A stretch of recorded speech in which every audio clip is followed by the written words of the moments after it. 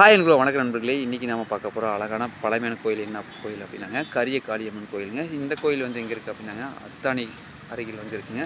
So இந்த கோயிலுக்கு சொல்லி வந்து பார்த்திங்கன்னா தனியாக வந்து பார்த்திங்கன்னா ஒரு கிணறு வந்து வெட்டி அந்த காலத்தில் வந்து அழகான முறையில் வந்து பண்ணியிருக்காங்க.